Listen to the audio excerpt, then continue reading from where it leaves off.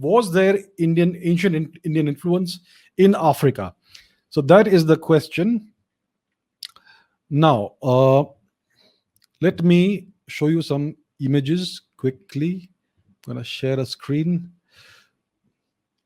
So the thing is this, the fact is this, that if you look at the people and culture of Eastern Africa, then you see a great deal of Indian influences there. Take a look at this.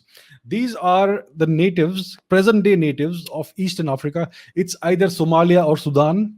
And these ladies are wearing their indigenous native dress, which looks like the indigenous native dress of that Indian ladies wear. It looks exactly like the sari. And the textiles are again extremely similar, right? So that is one. And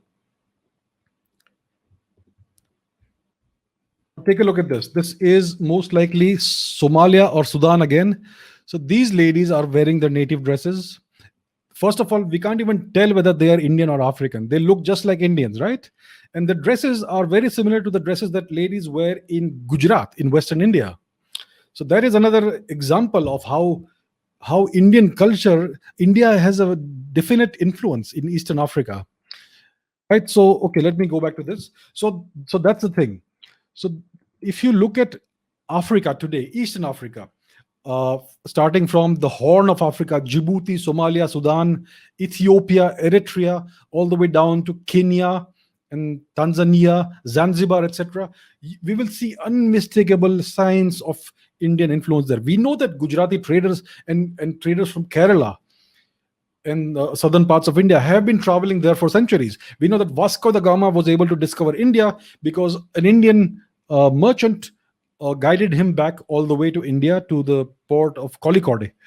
Right? So Indians have been there for several centuries at the very least. But if you look at how deeply Indian culture has infused itself in the local culture there, in the dress, in the way they dress themselves, the textiles that they have, which are very similar to Gujarati textiles.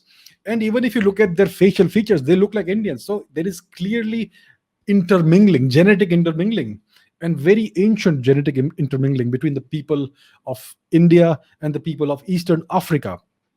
Now, nobody has bothered to study this, to try and uncover the true facts of when Indian influence first happened. How old is India's influence in Africa?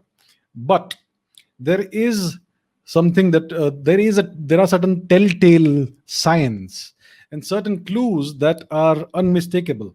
So, for example, you have the fact that there are Indian zebu cattle in Africa, throughout Africa, especially in northern and eastern Africa, and also in other parts of Africa, sub-Saharan Africa, etc. So what is the zebu cattle? So the zebu cattle are indigenous to India. This is the great Indian zebu bull. This is what you see in the ancient carvings and sculptures in Harappa, Mohenjo-daro, and the Sapta Sindhu region, right? So this is the ancient zebu bull. And so this animal, this great ancient animal, is found throughout Africa. Now, it is known that the zebu cattle were present in Egypt around 2000 BCE. So that gives us some kind of a clue as to when India's influence would have started. It's at least 4,000 years before today. And today, these zebu cattle are basically, they have intermingled with the local cattle and they have produced hybrid breeds of cattle. But the zebu influence is unmistakable.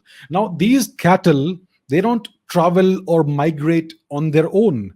They don't say, oh, let's go to Africa. No, these cattle are domestic cattle. They have been domesticated in India many thousands of years ago.